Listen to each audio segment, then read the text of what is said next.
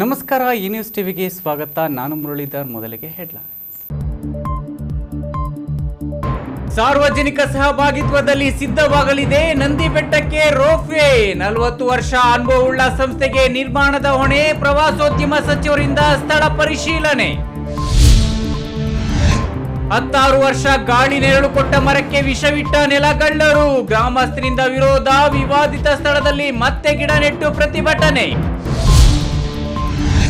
ಚಿಂತಾಮಣಿ ಯುವ ವೈದ್ಯರಿಗೆ ಅಬುಧಾಬಿಯಲ್ಲಿ ಉದ್ಯೋಗ. ವರ್ಷಕ್ಕೆ ಕೋಟಿ ರು ಸಂಭಾವನೆ. ಇದು ಶ್ರದ್ಧೆಯಿಂದ ವಿದ್ಯೆ ಕಲಿಯುವವರಿಗೆ ಹೊಸ ಪ್ರೇರಣೆ. ಕಾಂಗ್ರೆಸ್ನವರಿಗೆ ಮುಖ್ಯಮಂತ್ರಿ ಆಗೋ ಭ್ರಮೆ. ಎಲೆಕ್ಷನ್ಗೆ ಇನ್ನು ಹಾದಿ ಬಹಳ ದೂರವಿದೆ. ಬಿಜೆಪಿಯಿಂದ ವಾಗ್ದಾಳಿ.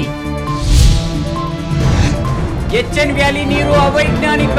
ಎಷ್ಟೇ ಖರ್ಚಾದ್ರೂ 3ನೇ ಹಂತದ ಶುದ್ಧೀಕರಣದ ಬಳಿಕವೇ ನೀರು ನೀಡಿ. ಅಧಿಕಾರಿಗಳಿಗೆ ಪರಿಸರ ಸಚಿವರ ಖಡಕ್ ಸೂಚನೆ.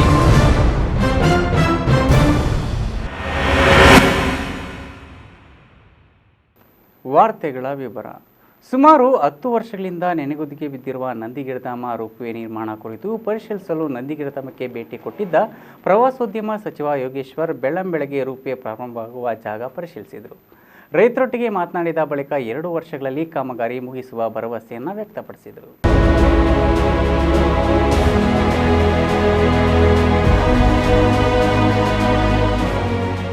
ಕಳೆದ 10 ವರ್ಷಗಳಿಂದ ಕೇಳಿ ಬರ್ತಾ ಇರೋ ನಂದಿ ಬೆಟ್ಟಕ್ಕೆ ರೋಪ್ವೇ ಯೋಜನೆಗೆ ಇನ್ನೂ ಭೂಮಿ ಹಸ್ತಾಂತರ ಪ್ರಕ್ರಿಯೆ ಮುಕ್ತಾಯವಾಗಿಲ್ಲ ಅನ್ನೋ ಸಂಗತಿ ಬೆಳಕಿಗೆ ಬಂದಿದೆ.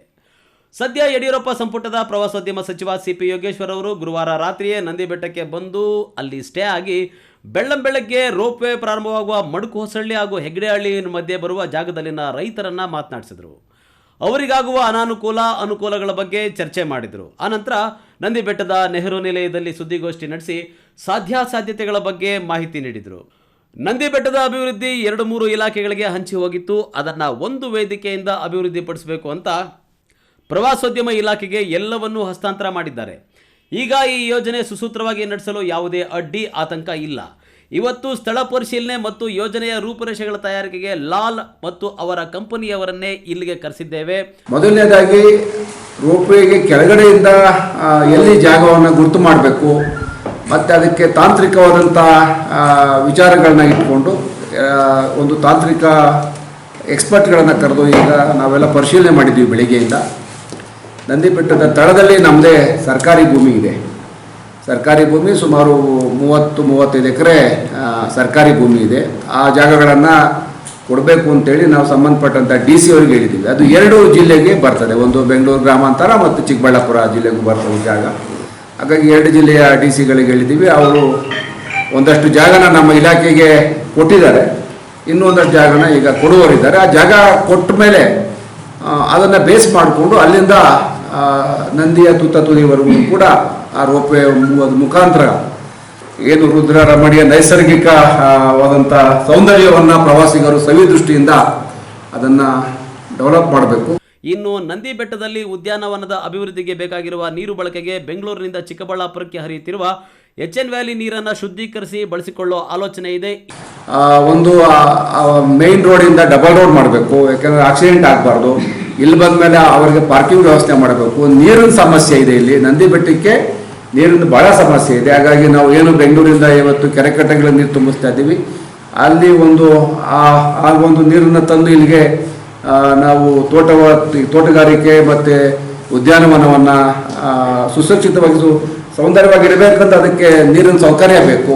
ಇನ್ನು ರೋಪ್ವೇಗೆ ಎಷ್ಟು ಖರ್ಚಾಗಬಹುದು ಅನ್ನೋ ವೆಚ್ಚದ ಅಂದಾಜು ವೆಚ್ಚವನ್ನ ರೋಪ್ವೇ ಎಲ್ಲಿಂದ ಹೇಗೆ ಮಾಡ್ತೀವಿ ಅನ್ನೋದರ ಮೇಲೆ ಅವಲಂಬಿತವಾಗಿದೆ. ಅದಕ್ಕೆ ಕಂಪನಿ ಜವಾಬ್ದಾರಿ ವಹಿಸಿಕೊಳ್ಳುತ್ತೆ. ಇದಕ್ಕೆ ಸರ್ಕಾರದಿಂದ ಯಾವುದೇ ಹಣಕಾಸು ಖರ್ಚಾಗೋದಿಲ್ಲ.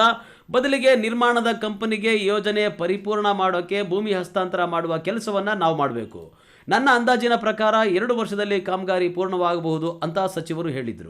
ಸರ್ಕಾರದ ದುಡ್ಡು ಇಲ್ಲಿ ಯಾವುದೂ ಖರ್ಚಾಗೋದಿಲ್ಲ. ಇದೇನದು ಸಾರ್ವಜನಿಕ ಸಹಭಾಗಿತ್ವದಲ್ಲಿ ನಾವು ಭೂಮಿ ಕೊಡ್ತೀವಿ, ಅವರಿಗೆ ಪರ್ಮಿಷನ್ ಕೊಡ್ತೀವಿ. ಹಾಗಾಗಿ ಸಾರ್ವಜನಿಕ ಸಹಭಾಗಿತ್ವದಲ್ಲಿ ಇದೊಂದು ಕೆಲಸ ನಾವು ಕೈಗೆತ್ತಿಕೊಳ್ತೀವಿ. ಐಡೆಕ್ ಅನ್ನೋ ಸಂಸ್ಥೆ ಅದು ರೂಪುರೇಷೆಗಳನ್ನು ಟೆಂಡರ್ ಸಂಬಂಧಪಟ್ಟಂಥ ಡಾಕ್ಯುಮೆಂಟನ್ನು ಸಿದ್ಧ ಮಾಡ್ತಾ ಇದೆ. ಹಾಗಾಗಿ ಎಲ್ಲ ರೀತಿಯ ಅನುಭವ ಇರ್ತಕ್ಕಂಥವ್ರನ್ನ ಇಲ್ಲಿ ತೊಡಗಿಸಿಕೊಂಡು ಈ ಯೋಜನೆಯನ್ನು ಕಾಲಮಿತಿ ಒಳಗೆ ನಾವು ಪೂರ್ಣಗೊಳಿಸ್ತೀವಿ. ಆದಷ್ಟು ಶೀಘ್ರ ನಾವು ಪ್ರಾರಂಭ ಮಾಡ್ತೀವಿ. ಇನ್ನೂ 2 ವರ್ಷ ಕಾಲಾವಧಿ ಇದೆ. ಆ ಕಾಲಾವಧಿ ಒಳಗಾಗಿ ಈ ರೋಪ್ವೇನ ಮಾಡಬೇಕು. ಇದನ್ನು ನಾಡಿಗೆ ಅರ್ಪಿಸಬೇಕು ಅಂತ ಉದ್ದೇಶ ಇಟ್ಕೊಂಡು ನಾವು ನಿರಂತರವಾಗಿ ಇದರ ಮೇಲೆ ಕೆಲಸ ಮಾಡ್ತಾ ಇದ್ದೀವಿ. KS ನಾರಾಯಣಸ್ವಾಮಿ, ಈ ನ್ಯೂಸ್ ಟಿವಿ, ಚಿಕ್ಕಬಳ್ಳಾಪುರ.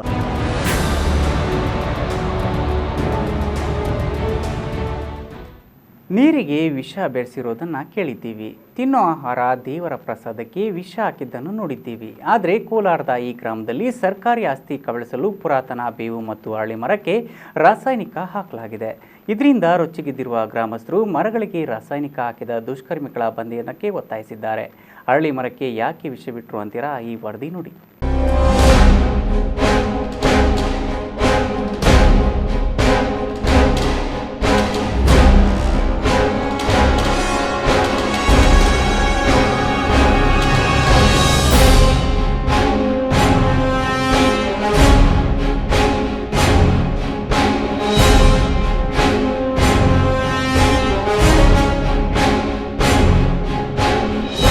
ಮನುಷ್ಯರಿಗೆ ಪ್ರಾಣಿಗಳಿಗೆ ಆಗದೇ ಇರೋರು ವಿಷ ಇಕ್ಕೋದು ಎಲ್ರಿಗೂ ಗೊತ್ತಿರೋ ವಿಚಾರ. ಆದ್ರೆ ವಿಷವಿಟ್ಟು ಮರವೊಂದನ್ನ ಕೊಲ್ಲೋದಕ್ಕೆ ಸಾಧ್ಯನೇ? ಮರಕ್ಕೆ ವಿಷ ಹಾಕೋದು ಹೇಗೆ? ಈ ರೀತಿಯ ಹಲವು ಅನುಮಾನಗಳು ಮೂಡೋದು ಸಹಜ. ಈ ಎಲ್ಲ ಪ್ರಶ್ನೆಗಳಿಗೂ ಇಲ್ಲಿದೆ ನೋಡಿ ಉತ್ತರ. ಕೋಲಾರದ ಮಾಲೂರು ತಾಲೂಕಿನ ವೀರಕಪುತ್ರ ಗ್ರಾಮದಲ್ಲಿ ನೂರಾರು ವರ್ಷಗಳಿಂದ ಅಶ್ವತ್ಥ ಕಟ್ಟೆಯಲ್ಲಿ ಬೃಹತ್ತಾಗಿರ್ತಕ್ಕಂಥ ಬೇವು ಹಾಗೂ ಅರಳಿ ಮರಗಳಿವೆ. ಸರ್ಕಾರಿ ಜಾಗದಲ್ಲಿರೋ ಈ ಮರಗಳು ಅದೆಷ್ಟೋ ಜನಕ್ಕೆ ವಿಶ್ರಾಂತಿ ತಾಣ ಆಗಿದೆ. ಆದರೆ ಅಶ್ವತ್ಥ ಕಟ್ಟೆ ಇರೋ ಜಾಗವನ್ನು ಕಬಳಿಸಲು ಇತ್ತೀಚೆಗೆ ಇಲ್ಲೊಂದು ಹುನ್ನಾರ ನಡೆದಿದೆ.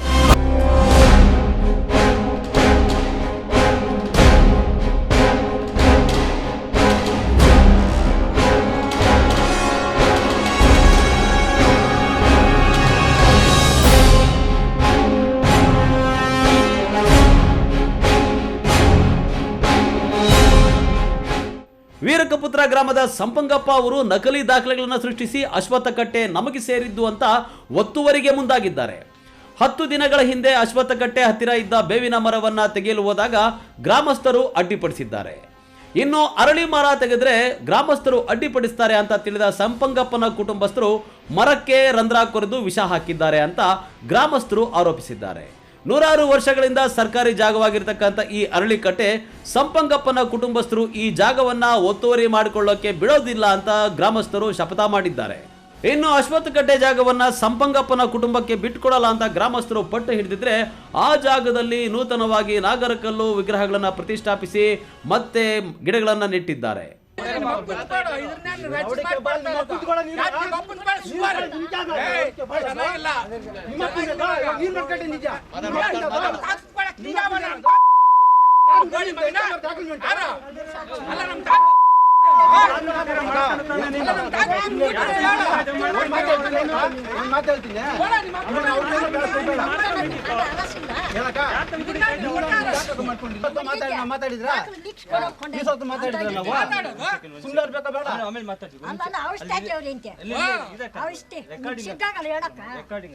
ಇದನ್ನ ನಕಲಿ ದಾಖಲೆ ಅಂತ ಯಾವಾಗ ಇವ್ರು ಸೃಷ್ಟಿ ಮಾಡ್ಕೊಂಬಿಟ್ಟು ಎಲ್ಲ ಇದು ಮಾಡಿ ಅದಕ್ಕೆ ಔಷಧಿ ಹಾಕಿ ಹೋಲ್ ಮಾಡಿ ಎಲ್ಲರೂ ಅವಾಗೂ ನಾವು ಅದನ್ನು ತಗೊಳ್ಳಲ್ಲ.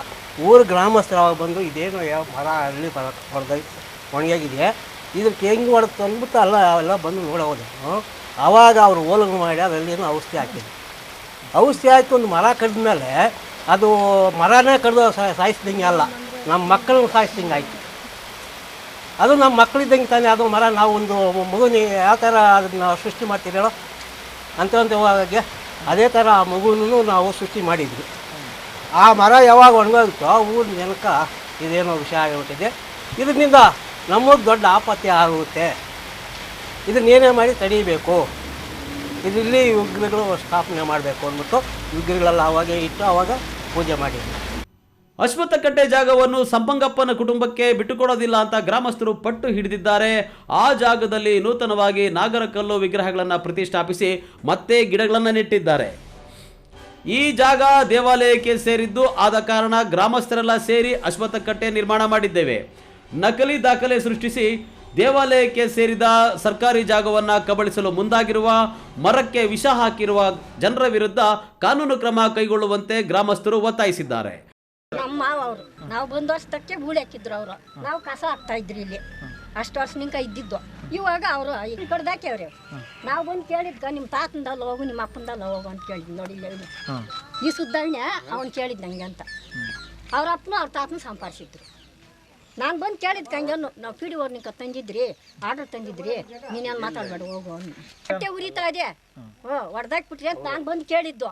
ನಾನು ಬಂದು ಕೇಳಿದ್ದು ಕಂಗೆ ಅಂತ ಹೇಳ್ತಾನೆ ನೋಡಿ. ನಾನು ಬಂದು ಕೇಳಿದ್ಮೇಲೆ ಅವತ್ತು ರಾತ್ರಿಗೆ ಹಾಕ್ಯವ್ರಿ ಮಾರ್ಕ್ ಇಸ ಹಾಕ್ಯವ್ರಿ. 3 ದಿವ್ಸಕ್ಕೆ ನೋಡಿದ್ರೆ ಒಣಗೋಗ್ಯವಿ ಮರ. ಎಷ್ಟು ಚೆನ್ನಾಗಿತ್ತು ಮಾವ ಅವರು. ಸಂಪಂಗಿಯಪ್ಪನವರು ಆ ಸ್ವಾಧೀನದಲ್ಲೇ ಇರಲಿಲ್ಲ. ಸುಮಾರು 100 ವರ್ಷಗಳಿಂದನೂ ಅಲ್ಲಿ ಅರಳಿಕಟ್ಟೆನೇ ಇದ್ದಿದ್ದು. ಅರಳಿಕಟ್ಟೆ ಮರಗಳು ಹರಡಿದ್ವು. ಅರಳಿಕಟ್ಟೆ ಮರ ಆದ ಒಂದು ಮರ ಬೇವಿನ ಮರ ಕಡಿದಾಗ ಊರಿನ ಜನ ಎಲ್ಲ ಹೋಗಿ ತಡೆದ್ರಿ. ಯಾಕಪ್ಪ ಕಡಿತಾ ಇದೆಯಾ ಅಂದ್ರಿ. ಇದು ನಮಗಾಗಿದೆ, ದಾಖಲಾತಿ ಇದೆ ಅಂತೇಳಿ ದಾಖಲಾತಿ ತೋರಿಸಿದ್ರು. ಅವ್ರ ಹತ್ರ ಇರೋ ದಾಖಲಾತಿನೆಲ್ಲ ಪರಿಶೀಲನೆ ಮಾಡಿ ನೋಡಿದ್ರಿ. ಅವೆಲ್ಲ ನಕಲಿ ದಾಖಲಾತಿ ಆಗಿತ್ತು. ಒಂದು 9 ಟನ್ ಇರ್ಬೋದು, ಒಂದು ಹಕ್ಕುಪತ್ರ ಇರ್ಬೋದು, ಒಂದು ಈಸತ್ವ ಇರ್ಬೋದು, ಎಲ್ಲ ನಕಲಿ ಆಗಿತ್ತು. ಆದ್ದರಿಂದ ಊರಿನ ಜನ ಎಲ್ಲನೂ ಇದು ಅರಳಿಕಟ್ಟೆನೇ ಇರಬೇಕು ಅಂತೇಳಿ ನಿರ್ಧರಿಸಿದರು. ಒಂದು 3 ದಿವಸ ಕಳೆದ ಮೇಲೆ ಅರಳಿಕಟ್ಟೆ ಮರಕ್ಕೆ ಹಾಕಿ ವಿಷ ಹಾಕಿಬಿಟ್ಟು ಒಣಗಿಸ್ಬಿಟ್ರು. ಊರಿನ ಜನ ಎಲ್ಲ ಕೋಪ ಬಂದು ಮತ್ತೆ ಅರಳಿಕಟ್ಟೆ ನಿರ್ಮಾಣ ಮಾಡೋದಕ್ಕೆ ಹೊರಟರು. ನಿರ್ಮಾಣ ಮಾಡೋ ಟೈಮಲ್ಲಿ ಅವರು ಕಂಪ್ಲೇಂಟ್ ಕೊಟ್ಟು ನಿಲ್ಲಿಸಿದ್ದಾರೆ. ಇನ್ನು ಮರಕ್ಕೆ ವಿಷ ಹಾಕಿದ ಬಗ್ಗೆ ಸಂಬಂಧಪಟ್ಟ ಅಧಿಕಾರಿಗಳಿಗೆ ದೂರು ನೀಡಿದ್ರು, ಪ್ರಯೋಜನವಾಗಿಲ್ಲ ಅಂತ ಆರೋಪ ಕೂಡ ಮಾಡಿದ್ರು. ಒಟ್ನಲ್ಲಿ ಬಲಾಢ್ಯರು ಒತ್ತುವರಿ ಮಾಡಿಕೊಳ್ಳಲು ಮುಂದಾಗಿರುವ ಸರ್ಕಾರಿ ಜಾಗವನ್ನು ಉಳಿಸಲು ಗ್ರಾಮಸ್ಥರು ಮುಂದಾಗಿರೋದು ಶ್ಲಾಘನೀಯ. 100 ವರ್ಷಗಳಿಂದ ಗಾಳಿ, ನೆರಳು, ಆಮ್ಲಜನಕ ನೀಡಿದ ಮರಕ್ಕೆ ಕೊಡಲಿ ಹಾಕುವ ಹುನ್ನಾರಕ್ಕೆ ಸದ್ಯಕ್ಕೆ ತಡೆ ಬಿದ್ದಿದೆ. ಇನ್ನಾದರೂ ಸಂಬಂಧಪಟ್ಟವರು ಇತ್ತ ಗಮನ ಹರಿಸಿ ಸರ್ಕಾರಿ ಜಾಗವನ್ನು ಉಳಿಸಿಕೊಡಬೇಕಾಗಿ ಗ್ರಾಮಸ್ಥರ ಒತ್ತಾಯವಾಗಿದೆ. ರಾಮು, ಈ ನ್ಯೂಸ್ ಟಿವಿ, ಕೋಲಾರ. ಚಿಂತಾಮಣಿಯ ಯುವ ವೈದ್ಯರಿಗೆ ಯುನೈಟೆಡ್ ಅರಬ್ ಎಮಿರೇಟ್ಸ್ನ ರಾಜಧಾನಿ ಅಬುಧಾಬಿ ಆಸ್ಪತ್ರೆಯಲ್ಲಿ ಸೇವೆ ಸಲ್ಲಿಸಲು ವಾರ್ಷಿಕ 1 ಕೋಟಿ ರು ಪ್ಯಾಕೇಜ್ನ ಬಂಪರ್ ಆಫರ್ ಸಿಕ್ಕಿದೆ. ಇಷ್ಟಕ್ಕೂ ಯಾರು ಈ ಆಫರ್ ಪಡೆದ ವೈದ್ಯರು ಅಂತೀರಾ? ನೀವೇ ನೋಡಿ.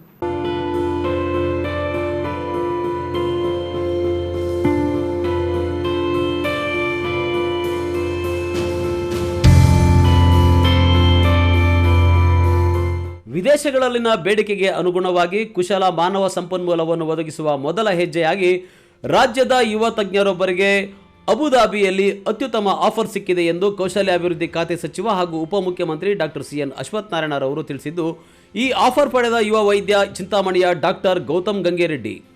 MBBS DNB ಪಲ್ಮನಾಲಜಿ ತಜ್ಞರಾಗಿದ್ದು ಶ್ವಾಸಕೋಶಗಳ ಅಧ್ಯಯನದಲ್ಲಿ ಪರಿಣತರಾಗಿದ್ದಾರೆ. ಇನ್ನು ಇದಕ್ಕೆ ಸಂಬಂಧಿಸಿದಂತೆ ಎಲ್ಲ ದಾಖಲೆ ಪತ್ರಗಳನ್ನು ಬೆಂಗಳೂರಿನಲ್ಲಿ ಗುರುವಾರದಂದು ಕೌಶಲ್ಯಾಭಿವೃದ್ಧಿ ಇಲಾಖೆಯ ಕಾರ್ಯದರ್ಶಿ ಡಾಕ್ಟರ್ ಸೆಲ್ವಕುಮಾರ್ ಅವರಿಂದ ಡಾಕ್ಟರ್ ಗೌತಮ್ ಗಂಗೇರೆಡ್ಡಿ ಪಡೆದುಕೊಂಡಿದ್ದು, ಗೌತಮ್ ಗಂಗೇರೆಡ್ಡಿರವರ ಉತ್ತಮ ಕಾರ್ಯನಿರ್ವಹಣೆಯಿಂದ ರಾಜ್ಯದ ಮತ್ತಷ್ಟು ವೈದ್ಯರಿಗೆ ವಿದೇಶಗಳಲ್ಲಿ ಉದ್ಯೋಗ ಸಿಗಲಿ ಎಂದು ಉಪಮುಖ್ಯಮಂತ್ರಿ ಡಾಕ್ಟರ್ ಅಶ್ವತ್ಥನಾರಾಯಣ ಶುಭ ಹಾರೈಸಿದ್ದಾರೆ. ನನ್ನ ಈ ನೇಮಕಾತಿ ವಿಷಯವನ್ನು ತಿಳಿದು ನಮ್ಮ ಚಿಂತಾಮಣಿ ನಗರದ ಆತ್ಮೀಯ ಜನರು, ಸ್ನೇಹಿತರು, ಬಂಧು ಬಾಂಧವರು ಹಾಗೂ ಪತ್ರಕರ್ತರು ಈ ವಿಷಯದ ಕುರಿತು ಈ ನಮ್ಮ ಒಂದು ನೇಮಕಾತಿ ವಿಷಯ ನಮ್ಮ ಕುಟುಂಬಕ್ಕೆ ಹಾಗೂ ನಮ್ಮ ತಾಲೂಕಿಗೆ ಹಾಗೂ ನಮ್ಮ ಜಿಲ್ಲೆಗೆ ಒಂದು ಕೀರ್ತಿಯನ್ನು ತಂದುಕೊಟ್ಟಿದೆ ಎಂದು ತುಂಬ ಸಂತೋಷವಾಗಿದೆ. ಇನ್ನು ಶುಕ್ರವಾರ ಸಂಜೆ ಯುನೈಟೆಡ್ ಅರಬ್ ಎಮಿರೇಟ್ಸ್ನ ರಾಜಧಾನಿ ಅಬುಧಾಬಿಯಲ್ಲಿ ಲ್ಯಾಂಡ್ ಆದ ಡಾಕ್ಟರ್ ಗೌತಮ್ ಗಂಗೇರೆಡ್ಡಿ ಅಬುಧಾಬಿಯ ಆಸ್ಪತ್ರೆಯಲ್ಲಿ ತಮಗೆ ಸಿಕ್ಕಿರುವ ಉದ್ಯೋಗಾವಕಾಶ ಮತ್ತು ಆಕರ್ಷಕ ಪ್ಯಾಕೇಜ್ ಬಗ್ಗೆ ಸಂತಸ ವ್ಯಕ್ತಪಡಿಸಿದ್ದು, ಸರ್ಕಾರ ತನಗೆ ಎಲ್ಲ ರೀತಿಯ ಅನುಕೂಲ ಮಾಡಿಕೊಟ್ಟಿದೆ, ಇದಕ್ಕಾಗಿ ಕೌಶಲ್ಯಾಭಿವೃದ್ಧಿ ಇಲಾಖೆ ಅಧಿಕಾರಿಗಳಿಗೆ ಆಭಾರಿಯಾಗಿದ್ದೇನೆ ಎಂದು ತಿಳಿಸಿದ್ದಾರೆ. ಇನ್ನು ಡಾಕ್ಟರ್ ಗೌತಮ್ ಗಂಗೇರೆಡ್ಡಿ ಚಿಂತಾಮಣಿ ವಿಧಾನಸಭಾ ಕ್ಷೇತ್ರದ ಹಿರಿಯ ರಾಜಕಾರಣಿ, ಮಾಜಿ ಶಾಸಕ ಹಾಗೂ ಸ್ವಾತಂತ್ರ್ಯ ಹೋರಾಟಗಾರ ದಿವಂಗತ TK ಗಂಗಿರೆಡ್ಡಿರವರ ಮೊಮ್ಮಗ ಆಗಿದ್ದು, ಚಿಂತಾಮಣಿಯ ಮಾಜಿ ಸಚಿವ ದಿವಂಗತ KM ಕೃಷ್ಣಾರೆಡ್ಡಿರವರ ಸೋದರಳಿಯ ಎಂಬುದು ಚಿಂತಾಮಣಿ ಜನರಿಗೆ ಸಂತಸ ತಂದಿದ್ದು, ಯುವ ಜನರಿಗೆ ಸ್ಫೂರ್ತಿ ನೀಡುವ ವಿಷಯವಾಗಿದೆ. ಬಿ ದೇವಪ್ಪ, ಈ ನ್ಯೂಸ್ ಟಿವಿ, ಚಿಂತಾಮಣಿ.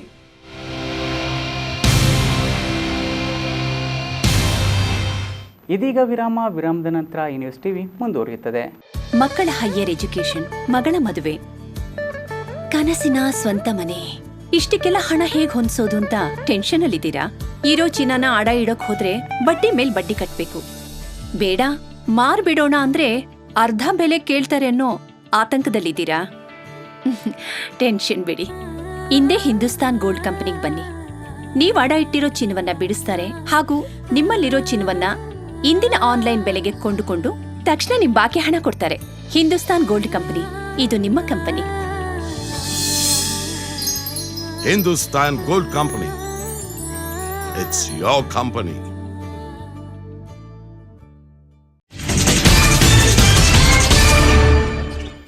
ವಿರಾಮದ ನಂತರ ಈ ನ್ಯೂಸ್ ಟಿವಿಗೆ ಸ್ವಾಗತ. ವಿಧಾನಸಭಾ ಚುನಾವಣೆಗೆ ಇನ್ನು 2 ವರ್ಷ ಕಾಲಾವಧಿ ಇದ್ದರೂ ಮುಖ್ಯಮಂತ್ರಿ ಸ್ಥಾನಕ್ಕೆ ಕಿತ್ತಾಡಿಕೊಳ್ಳುತ್ತಿರುವ ರಾಜ್ಯ ಕಾಂಗ್ರೆಸ್ಸಿಗರು ಸಮಾಜದ ಸ್ವಾಸ್ಥ್ಯವನ್ನು ಹಾಳು ಮಾಡುತ್ತಿದ್ದಾರೆಂದು ಬಿಜೆಪಿ ರಾಜ್ಯ ಕಾರ್ಯದರ್ಶಿ ಕೇಶವ ಪ್ರಸಾದ್ ಕಾಂಗ್ರೆಸ್ಸಿನ ಸಿದ್ದರಾಮಯ್ಯ ಮತ್ತು ಡಿಕೆ ಶಿವಕುಮಾರ್ ವಿರುದ್ಧ ಕಿಡಿಕಾರಿದರು.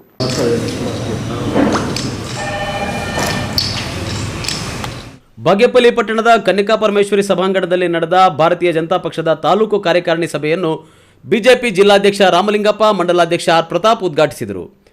ಈ ವೇಳೆ ಬಿಜೆಪಿ ರಾಜ್ಯ ಕಾರ್ಯದರ್ಶಿ ಕೇಶವ ಪ್ರಸಾದ್ ಮಾತನಾಡಿ, ರಾಜ್ಯ ಕಾಂಗ್ರೆಸ್ ನಾಯಕರಾದ ಸಿದ್ದರಾಮಯ್ಯ ಮತ್ತು ಡಿಕೆ ಶಿವಕುಮಾರ್ ಮುಖ್ಯಮಂತ್ರಿ ಸ್ಥಾನದ ಭ್ರಮೆಯಲ್ಲಿದ್ದಾರೆ. ಚುನಾವಣೆಗೆ ಇನ್ನೂ 2 ವರ್ಷ ಅವಧಿ ಇದೆ. ಕೇಂದ್ರ ಮತ್ತು ರಾಜ್ಯ ಸರ್ಕಾರದ ವಿರುದ್ಧ ವಿನಾಕಾರಣ ತಗಾದೆ ತೆಗೆಯೋದು ಬಿಟ್ಟರೆ ಸರ್ಕಾರದ ಕೆಲಸದಲ್ಲಿ ಹುಡುಕು ಹುಡುಕಿ ಜನರನ್ನ ದಾರಿ ತಪ್ಪಿಸ್ತಾ ಇದೆ ಕಾಂಗ್ರೆಸ್ ಎಂದು ಕಾಂಗ್ರೆಸ್ ನಾಯಕರ ಧೋರಣೆ ವಿರುದ್ಧ ಕಿಡಿಕಾರಿದರು.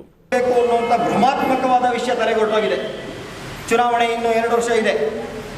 2 ವರ್ಷದಲ್ಲಿ ರಾಜಕೀಯದಲ್ಲಿ ಏನೇನು ಏರುಪೇರುಗಳಾಗುತ್ತೆ ಅನ್ನುವಂಥದ್ದು ಜಗತ್ತಿಗೆ ಗೊತ್ತಿರಲ್ಲ. ಜಗತ್ತಿನ ಸ್ಥಿತಿಗತಿಗಳನ್ನು ನೋಡಿದಾಗ ರಾಜಕೀಯ ವಿದ್ಯಮಾನಗಳಲ್ಲಿ ತುಂಬ ಕ್ಷಿಪ್ರಗತಿಯ ಬದಲಾವಣೆ ರಾಜಕೀಯ. ಅಂಥದ್ರಲ್ಲಿ ಮುಖ್ಯಮಂತ್ರಿ ನಾನಾಗಬೇಕು ನೀನಾಗಬೇಕು ಅಂತೇಳಿ ಸಿದ್ದರಾಮಯ್ಯ ಮತ್ತು ಡಿ ಕೆ ಶಿವಕುಮಾರ್ಗೆ ಜಗಳ. ದಿನ ಬೆಳಗಾದರೆ ಬಣಗಳಲ್ಲಿ ಜಗಳದಲ್ಲಿ ಬಡಿದಾಡ್ತಾ ಹೈಕಮಾಂಡ್ಗೆ ಹೋಗಿ ಕೂತ್ಕೊಂಡು ಸಮಸ್ಯೆಯನ್ನು ಬಗೆಹರಿಸ್ಕೊಳ್ಳೋಕ್ಕಾಗದೆ ದಿನ ಬೆಳಗಾದರೆ ಒಂದೊಂದು ಸ್ಟೇಟ್ಮೆಂಟ್ ಕೊಡ್ತಾ ಇರುವಂಥ ಕಾಂಗ್ರೆಸ್ನವರು ಇಡೀ ಸಮಾಜದ ಸ್ವಾಸ್ಥ್ಯವನ್ನು ಹಾಳು ಮಾಡ್ತಾ ಇದ್ದಾರೆ. ಇವರಿಗೆ ಜನಗಳ ಆರೋಗ್ಯಕ್ಕಿಂತ ತಮ್ಮ ರಾಜಕೀಯ ಬೇಳೆ ಬೇಯಿಸಿಕೊಳ್ಳುವಂಥದ್ದು ಅತ್ಯಂತ ಪ್ರಮುಖವಾದಂಥ ಸಂಗತಿಯಾಗೋಗಿದೆ. ಇನ್ನು ಬಿಜೆಪಿ ಜಿಲ್ಲಾಧ್ಯಕ್ಷ ರಾಮಲಿಂಗಪ್ಪ ಮಾತನಾಡಿ, ರಾಜ್ಯದ ಗಡಿಯ 5 ಕಿಲೋಮೀಟರ್ ದೂರದಲ್ಲಿರುವ ಕೃಷ್ಣಾ ನದಿಯ ನೀರನ್ನು ಬಯಲುಸೀಮೆ ಜಿಲ್ಲೆಗೆ ಹರಿಸುವ ನೀರಾವರಿ ಯೋಜನೆಯನ್ನು ಅನುಷ್ಠಾನಕ್ಕಾಗಿ ರಾಜ್ಯ ಬಿಜೆಪಿ ಪ್ರಾಮಾಣಿಕ ಪ್ರಯತ್ನ ಮಾಡ್ತಾ ಇದೆ ಎಂದರು. 5 ಕಿಲೋಮೀಟರ್ ದೂರದಲ್ಲಿದೆ. ಅದನ್ನು ಸಹ ಅನುಷ್ಠಾನಗೊಳಿಸೋದಕ್ಕೆ ಏನೇನು ಒಂದು ಕಾರ್ಯಕ್ರಮಗಳನ್ನು ರೂಪಿಸಬೇಕು ಅನ್ನೋದಕ್ಕೆ ಮತ್ತು ನಮ್ಮ ರಾಜ್ಯ ಮತ್ತು ಜಿಲ್ಲೆಯಿಂದ ಎಲ್ಲರೂ ಸಹ ನಾಯಕರು ಶ್ರಮಿಸ್ತಾ ಇದ್ದಾರೆ ಬಂಧುಗಳೇ. ಕಾರ್ಯಕ್ರಮದಲ್ಲಿ ಬಿಜೆಪಿ ಮಂಡಲಾಧ್ಯಕ್ಷ ಆರ್ ಪ್ರತಾಪ್, ಕೆಡಿಪಿ ಸದಸ್ಯ ವೆಂಕಟೇಶ್, ಪ್ರಧಾನ ಕಾರ್ಯದರ್ಶಿಗಳಾದ ಪ್ರಭಾಕರ್ ರೆಡ್ಡಿ, ಗೋಪಾಲ್ ಮುಂತಾದವರು ಭಾಗವಹಿಸಿದ್ದರು. ಪಿ ಮಂಜುನಾಥ್ ರೆಡ್ಡಿ, ಈ ನ್ಯೂಸ್ ಟಿವಿ, ಬಾಗೇಪಲ್ಲಿ. ಚಿಕ್ಕಬಳ್ಳಾಪುರ ಜಿಲ್ಲೆ, ಕೋಲಾರ ಜಿಲ್ಲೆಗಳಿಗೆ ಹರಿಸುತ್ತಿರುವ ಬೆಂಗಳೂರು ಕೊಳಚೆ ನೀರು 3ನೇ ಹಂತದ ಶುದ್ಧೀಕರಣ ಮಾಡದೆ ಹರಿಸುತ್ತಿರುವುದರಿಂದ ಈ ಭಾಗದ ಕೆರೆಗಳು, ಬೆಳೆಗಳು ಕಲುಷಿತಗೊಳ್ಳುತ್ತಿವೆ. ಇದನ್ನು ಪರೀಕ್ಷಿಸಿದ ಪರಿಸರ ಇಲಾಖೆ ಇದೊಂದು ಅವೈಜ್ಞಾನಿಕ ಎಂದು ಭಾವಿಸಿದೆ. ಎಷ್ಟೇ ಖರ್ಚಾದರೂ 3ನೇ ಹಂತದ ಶುದ್ಧೀಕರಣಗೊಳಿಸಿಯೇ ಹರಿಸುವುದು ಸೂಕ್ತ ಎಂದು ಪ್ರವಾಸೋದ್ಯಮ ಇಲಾಖೆ ಸಚಿವ ಯೋಗೇಶ್ವರ್ ಅಭಿಪ್ರಾಯಪಟ್ಟಿದ್ದಾರೆ.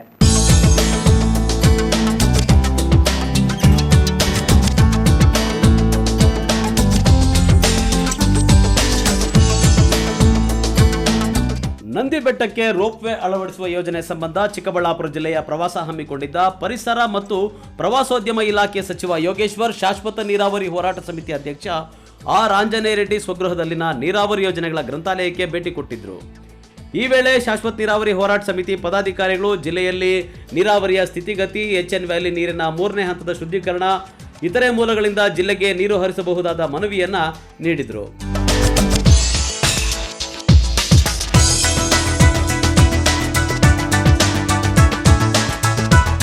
ನೀರಾವರಿ ಯೋಜನೆಗಳ ಚಿತ್ರಣವನ್ನು ಬಿಂಬಿಸುವ ನೀರು ಗ್ರಂಥಾಲಯವನ್ನು ವೀಕ್ಷಿಸಿದ ನಂತರ ಮಾಧ್ಯಮಗಳಿಗೆ ಪ್ರತಿಕ್ರಿಯೆ ನೀಡಿದ ಸಚಿವರು, ಜಿಲ್ಲೆಯಲ್ಲಿ ಹರಿಯುತ್ತಿರುವ ಬೆಂಗಳೂರಿನ ಸಂಸ್ಕರಿತ ಕೊಳಚೆ ನೀರು ಅಷ್ಟೊಂದು ಶುದ್ಧವಾಗಿಲ್ಲ. ಇದನ್ನು 3ನೇ ಹಂತದಲ್ಲಿ ಶುದ್ಧೀಕರಣ ಮಾಡಿ ಹಳ್ಳಿಗಳಿಗೆ ಬಿಡಬೇಕು ಅಂತ ಇಲಾಖಾಧಿಕಾರಿಗಳಿಗೆ ತಾಕೀತು ಮಾಡಿದ್ದೇನೆ. ಈ ಭಾಗದ ಜನರಿಗೆ ನೀರು ಕೊಟ್ಟರೆ ಅವರು ಬಂಗಾರವನ್ನೇ ಬೆಳೆದು ಕೊಡ್ತಾರೆ. ಜಿಲ್ಲೆಯ ಶಾಶ್ವತ ನೀರಾವರಿ ಹೋರಾಟ ಸಮಿತಿ ಕಳೆದ 10-15 ವರ್ಷಗಳಿಂದ ನೀರಾವರಿಗಾಗಿ ಏನೇನು ಹೋರಾಟ ನಡೆಸ್ತಾ ಇದೆ ಎಂಬುದನ್ನು ನಾನು ಅರಿತಿದ್ದೇನೆ. ಆಂಜನೇಯ ರೆಡ್ಡಿ ಮತ್ತು ಅವರ ಸಮಿತಿಯ ಸದಸ್ಯರು ನಡೆಸುತ್ತಿರುವ ಹೋರಾಟಕ್ಕೆ ನಮ್ಮ ಬೆಂಬಲ ಇದೆ. ನಮ್ಮ ಸರ್ಕಾರವು ನಿಮ್ಮ ಜೊತೆ ಇರುತ್ತೆ. ನಿಮ್ಮ ಹೋರಾಟದ ಎಲ್ಲ ಬೇಡಿಕೆಗಳು ಪರಿಹಾರ ಸಿಗುವಂತಹ ದಿನಗಳು ಹತ್ತಿರದಲ್ಲಿಯೇ ಬರಬಹುದು ಎಂದರು. ಬೆಂಗಳೂರು ಕೊಳಚೆ ನೀರನ್ನು ಶುದ್ಧೀಕರಣ ಮಾಡಿ ಈ ಭಾಗದಲ್ಲಿ ಏನು ಕೊಡ್ತಾ ಇದ್ದೀವಿ, ಇದು 2 ಹಂತದ ಸಂಸ್ಕರಣೆ ಆಗ್ತಾ ಇದೆ. ನಾನು ಪರಿಸರ ಇಲಾಖೆ ಸಚಿವನಾಗಿ ನಾನು ಜಾಗವನ್ನು ವೀಕ್ಷಣೆ ಮಾಡಿ ಪರಿಶೀಲಿಸಿದ್ದೀನಿ. ಇದು ಅವೈಜ್ಞಾನಿಕ. 3ನೇ ಹಂತದ ಸಂಪೂರ್ಣ ಶುದ್ಧೀಕರಣ ಆದಮೇಲೆ ನಾವು ಹಳ್ಳಿಗಳ ಕಡೆ ಕೊಡಬೇಕು.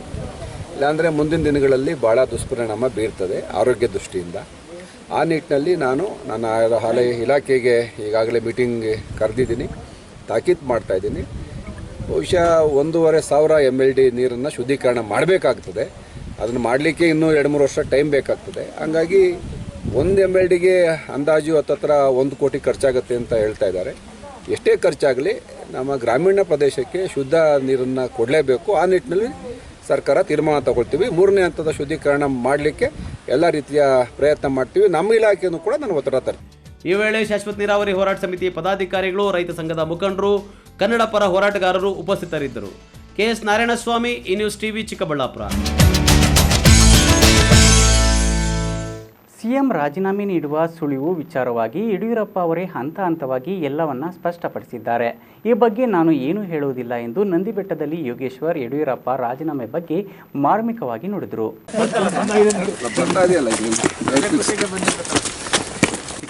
ಸಿಎಂ ಯಡಿಯೂರಪ್ಪ ಅಧಿಕಾರದಲ್ಲಿ ಅವರ ಪುತ್ರ ಮೂಗು ತೂರಿಸುತ್ತಿರುವುದು, ಯಡಿಯೂರಪ್ಪನವರ ನಾಯಕತ್ವ ಬದಲಾವಣೆ ವಿಚಾರವನ್ನ ಬಹಿರಂಗವಾಗಿ ಮಾತನಾಡಿದ್ದ ಪ್ರವಾಸೋದ್ಯಮ ಹಾಗೂ ಪರಿಸರ ಖಾತೆ ಸಚಿವ ಯೋಗೇಶ್ವರ್ ಇಂದು ನಂದಿಬೆಟ್ಟಕ್ಕೆ ಬಂದಿದ್ರು. ಸಿಎಂ ಯಡಿಯೂರಪ್ಪ 26ರ ನಂತರ ರಾಜೀನಾಮೆ ಕೊಡ್ತಾರೆ ಅನ್ನೋ ವಿಚಾರಕ್ಕೆ ಮಾಧ್ಯಮದೊಂದಿಗೆ ಮಾಹಿತಿ ನೀಡಿದ ಸಿಪಿ ಯೋಗೇಶ್ವರ್ ಅವರು ಅಧಿಕಾರದಿಂದ ಹೊರಗೆ ಹೋಗೋದನ್ನ ಅವರೇ ಹಂತ ಹಂತವಾಗಿ ಸ್ಪಷ್ಟಪಡಿಸ್ತಾ ಇದ್ದಾರೆ. ಅದಕ್ಕೆ ನಾನೇನು ಹೇಳೋದಿಲ್ಲ ಎಂದು ಮಾರ್ಮಿಕವಾಗಿ ನುಡಿದ ಅವರು, ಪರ್ಯಾಯ ನಾಯಕ ಯಾರು ಅಂತ ಪಕ್ಷ ನಿರ್ಧಾರ ಮಾಡ್ತದೆ. ಸಿಎಂ ಸ್ಥಾನದಿಂದ ಕೆಳಗಿಳಿಯುತ್ತಾರೆ ಅಂತ ಖಾತ್ರಿಯಾಗಿರುವುದಕ್ಕೆ ಫೈಲ್ಗಳಿಗೆ ಗಡಿಬಿಡಿಯಿಂದ ಸಹಿ ಮಾಡ್ತಾ ಇದ್ದಾರೆ ಅಂತ HDK ಹೇಳಿಕೆ ನೀಡ್ತಾ ಇದ್ದಾರೆ. HDK ನಮ್ಮ ರಾಜಕೀಯ ವಿರೋಧಿ, ಆದರೂ ಅವರದ್ದು ದ್ವಂದ್ವ ನಿಲುವು, ಕಾಲಕ್ಕೆ ತಕ್ಕಂತೆ ಮಾತನಾಡ್ತಾರೆ ಎಂದು HDK ವಿರುದ್ಧ ತಿರುಗಿ ಬಿದ್ದ ಸೈನಿಕ ಸಿಪಿ ಯೋಗೇಶ್ವರ್, ಅವರಿಗೆ ಕೆಲಸ ಇದ್ದಾಗ ಕೃಷ್ಣ ಕಾವೇರಿಗೆ ಬಂದು ಸಿಎಂ ಬಳಿ ಕೆಲಸ ಮಾಡಿಸ್ಕೊಂಡು ಹೋಗ್ತಾರೆ, ಈಗ ಸಿಎಂ ಅವರನ್ನೇ ದೂಷಣೆ ಮಾಡ್ತಾ ಇದ್ದಾರೆ ಎಂದರು. ಮುಖ್ಯಮಂತ್ರಿಗಳೆಲ್ಲನೂ ಸ್ಪಷ್ಟಪಡಿಸ್ತಾ ಹೋಗ್ತಾ ಇದ್ದಾರೆ. ಹಾಗಾಗಿ ಇದ್ರ ಬಗ್ಗೆ ನನಗೇನು ಮಾಹಿತಿ ಇಲ್ಲ, ನಾನೇನು ಹೇಳೋದು ಇಲ್ಲ. ಅದು ಮುಖ್ಯಮಂತ್ರಿಯವರು, ನಾನು ನಿನ್ನೆ ಕೂಡ ಗಮನಿಸಿದ್ದೇನೆ, ಮೊನ್ನೆನೂ ಕೂಡ ಗಮನಿಸಿದ್ದೇನೆ, ಅವರು ಬಹಿರಂಗವಾಗಿ ಮಾಧ್ಯಮದ ಮುಂದೆ ಮಾತಾಡಿದ್ದಾರೆ. ಹಾಗಾಗಿ ಅದ್ರ ಬಗ್ಗೆ ನಂದೇನು ಅಭಿಪ್ರಾಯ ಇಲ್ಲ. ಕುಮಾರಸ್ವಾಮಿ ಅವ್ರದ್ದು ಅವರ ನಿಲುವೇ ದ್ವಂದ್ವ.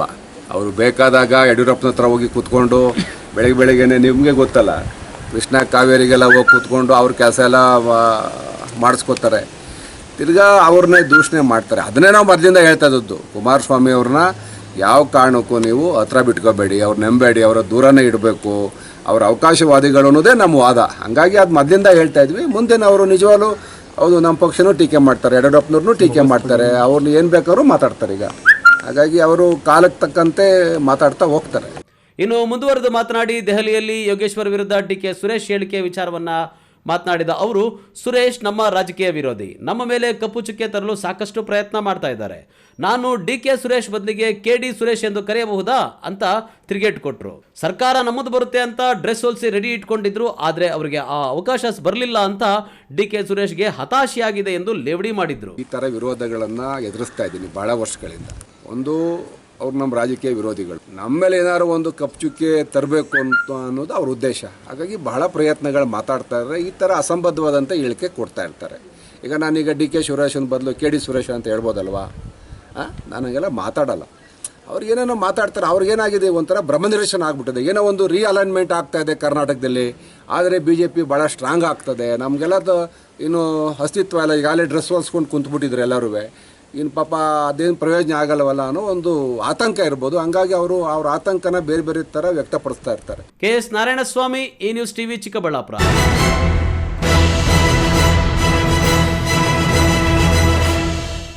ಎಲ್ಲೋಡು ಶ್ರೀ ಆದಿನಾರಾಯಣಸ್ವಾಮಿ ಬೆಟ್ಟವನ್ನು ಜೀವ ವೈವಿಧ್ಯ ತಾಣವನ್ನಾಗಿ ಗುರುತಿಸಿದ್ದು, ಜೀವ ವೈವಿಧ್ಯ ಮಂಡಳಿ ನಿರ್ವಹಣಾ ಸಮಿತಿ ಇದರ ಸಂರಕ್ಷಣೆಯ ಜವಾಬ್ದಾರಿಯನ್ನು ವಹಿಸಿಕೊಳ್ಳಲಿದೆ.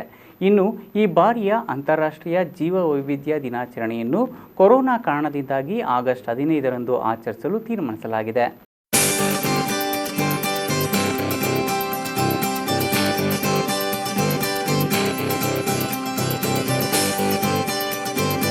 ಗುಡಿಬಂಡೆ ಪಟ್ಟಣದ ತಾಲೂಕು ಪಂಚಾಯಿತಿ ಸಭಾಂಗಣದಲ್ಲಿ ಅಂತಾರಾಷ್ಟ್ರೀಯ ಜೀವ ವೈವಿಧ್ಯ ದಿನಾಚರಣೆಯ ಅಭಿಯಾನದ ಪೂರ್ವಭಾವಿ ಸಭೆ ನಡೆಯಿತು. ಈ ವೇಳೆ ಕರ್ನಾಟಕ ಜೀವ ವೈವಿಧ್ಯ ಮಂಡಳಿಯ ಪ್ರಾಣಿಶಾಸ್ತ್ರ ಸಂಶೋಧಕ ಪ್ರೀತಮ್ ಮಾತನಾಡಿ, ಎಲ್ಲೋಡು ಶ್ರೀ ಆದಿನಾರಾಯಣಸ್ವಾಮಿ ಬೆಟ್ಟವನ್ನು ಜೀವ ವೈವಿಧ್ಯ ತಾಣವನ್ನಾಗಿ ಗುರುತಿಸಿದ್ದು, ಆದಷ್ಟು ಶೀಘ್ರದಲ್ಲೇ ಜೀವ ವೈವಿಧ್ಯ ಮಂಡಳಿ ನಿರ್ವಹಣಾ ಸಮಿತಿ ಇದರ ಸಂರಕ್ಷಣೆಯ ಜವಾಬ್ದಾರಿಯನ್ನು ವಹಿಸಿಕೊಳ್ಳಲಿದೆ. ಜತೆಗೆ ಮಂಡಳಿಯ ವತಿಯಿಂದ ಅವನತಿ ಅಂಚಿನಲ್ಲಿರುವ ಸಸ್ಯ ಹಾಗೂ ಪ್ರಾಣಿ ಸಂಕುಲಗಳಾದ ಗೋರಂಟಿ ಪ್ರಭೇದ, ನೆಲ್ಲಿ ಪ್ರಭೇದ, ದಾಲ್ಚಿನ್ನಿ, ಬಾವಲಿ, ನೀರಾನೆ ಪ್ರಭೇದ, ರಣಹದ್ದಿನ ಪ್ರಭೇದ ಹೀಗೆ ಅನೇಕ ಸಸ್ಯ ಹಾಗೂ ಪ್ರಾಣಿ ಸಂಕುಲಗಳನ್ನು ಕಾಪಾಡಲು ಕ್ರಮ ವಹಿಸಲಾಗುತ್ತದೆ. ಈ ಬಾರಿಯ ಅಂತಾರಾಷ್ಟ್ರೀಯ ಜೀವ ವೈವಿಧ್ಯ ದಿನಾಚರಣೆಯನ್ನು ಕೊರೋನಾ ಕಾರಣದಿಂದಾಗಿ ಆಗಸ್ಟ್ 15ರಂದು ರಾಜ್ಯದಾದ್ಯಂತ ಆಚರಿಸಲು ತೀರ್ಮಾನಿಸಲಾಗಿದೆ ಎಂದರು. ಅವುಗಳನ್ನೆಲ್ಲ ಬಳಸಿಕೊಂಡು ಅವುಗಳನ್ನು ವಾಣಿಜ್ಯವಾಗಿ ಬಳಕೆ ಮಾಡಿ ಅದರಿಂದ ಲಾಭಗಳನ್ನು ಪಡ್ಕೊಳ್ತಾ ಇರ್ತಾರೆ ಈ ಉದ್ಯಮಗಳವರು. ಸೊ ಆ ಲಾಭಗಳು ಎಲ್ಲಿಂದ ಸಂಪನ್ಮೂಲಗಳನ್ನು ಅವ್ರು ಶೇಖರಣೆ ಮಾಡಿದ್ರು, ಗ್ರಾಸ್ ರೂಟ್ ಲೆವೆಲ್ನಲ್ಲಿ ಎಲ್ಲಿಂದ ಸಂಪನ್ಮೂಲಗಳನ್ನು ಶೇಖರಣೆ ಮಾಡಿದ್ರು ಅಲ್ಲಿಗೆ ಅದರ ಲಾಭಗಳ ಇಷ್ಟು % ಅಂತ ಹೇಳಿ ಅಲ್ಲಿಗೆ ಹೋಗಿ ಅದು ಸೇರಬೇಕು ಆ ಗ್ರಾಮ ಮಟ್ಟಕ್ಕೆ, ಆ ಗ್ರಾಮದ ಅಭಿವೃದ್ಧಿ ಹಾಗೂ ಉದ್ಧಾರಕ್ಕೋಸ್ಕರ. ಸೊ ಇದು ನಮ್ಮ ಈ 3 ಉದ್ದೇಶಗಳು ಜೀವವೈವಿಧ್ಯ ಮಂಡಳಿದು. ಸೊ ಇದು ನಮ್ಮ 3 ಉದ್ದೇಶಗಳು ಅಂತ ಹೇಳ್ಬೋದು. ಮಂಡಳಿ ಬಂದ್ಬಿಟ್ಟು ನಮ್ಮ ಕರ್ನಾಟಕ ರಾಜ್ಯದಲ್ಲಿ 2004ರಲ್ಲಿ ಸ್ಥಾಪನೆ ಆಗಿದೆ. 2004 ಆಗಸ್ಟ್ರಲ್ಲಿ.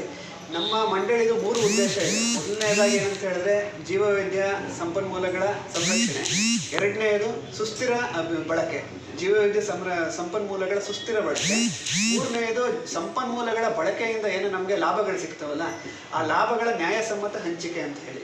ಮೊದಲನೆಯದು ಸಂರಕ್ಷಣೆ, ಎರಡನೆಯದು ಸುಸ್ಥಿರ ಬಳಕೆ. ಅಂದರೆ ಸುಸ್ಥಿರ ಬಳಕೆ ಅಂತ ಹೇಳಿದ್ರೆ ಇವಾಗಿನ ಜನಸಮೂಹಕ್ಕೂ ಸಿಗಬೇಕು ಮತ್ತು ಮುಂದಿನ ಪೀಳಿಗೆಗೂ ಅದು ಉಳಿಬೇಕು. ಸಭೆಯಲ್ಲಿ ಕರ್ನಾಟಕ ಜೀವವೈವಿಧ್ಯ ಮಂಡಳಿಯ ಸಹಾಯಕ ಅರಣ್ಯ ಸಂರಕ್ಷಣಾಧಿಕಾರಿ ಕುಮಾರ್, ವಲಯ ಅರಣ್ಯಾಧಿಕಾರಿ ಚಂದ್ರಶೇಖರ್ ರೆಡ್ಡಿ ಮುಂತಾದವರು ಭಾಗವಹಿಸಿದ್ದರು. ಬಿ ಮಂಜುನಾಥ್, ಈ ನ್ಯೂಸ್ ಟಿವಿ, ಗುಡಿಬಂಡೆ.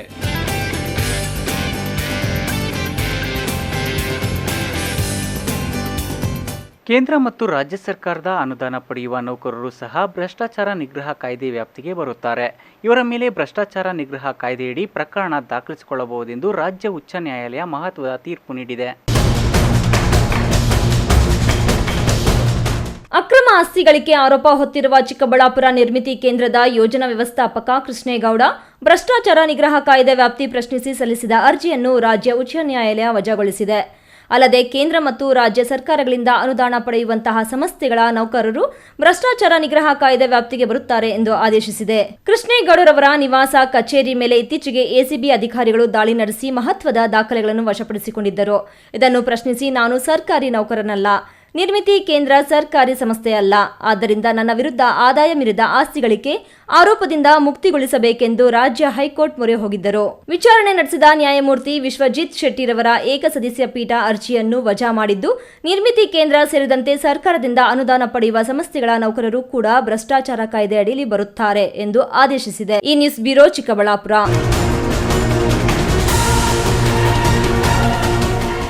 ಇದೀಗ ವಿರಾಮದ ನಂತರ ಈ ನ್ಯೂಸ್ ಟಿವಿ ಮುಂದುವರಿಯುತ್ತದೆ.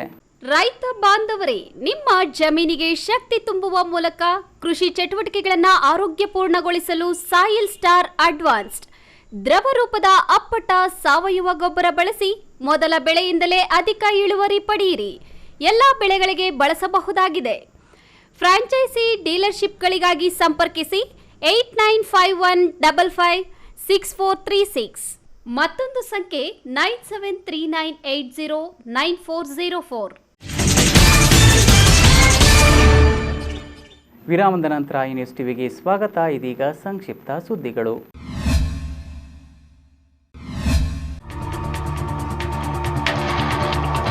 ದೇವನಹಳ್ಳಿ ಪಟ್ಟಣದ ಹೊರವಲಯದ ಬೈಪಾಸ್ ರಸ್ತೆಯಲ್ಲಿ ಅಳವಡಿಸಿರುವ ಎಚ್ಎನ್ ವ್ಯಾಲಿ ನೀರಿನ ಪೈಪ್ ಮೂಲಕ ಏರ್ಔಟ್ ಸಂದರ್ಭದಲ್ಲಿ ಯಥೇಚ್ಛವಾಗಿ ನೀರು ಹೊರಬಂದು ಚಿಮ್ಮುತ್ತಿದ್ದು ಸುಮಾರು ಗಂಟೆಗಳ ನಂತರ ಯಥಾಸ್ಥಿತಿಗೆ ಬಂದಿದೆ.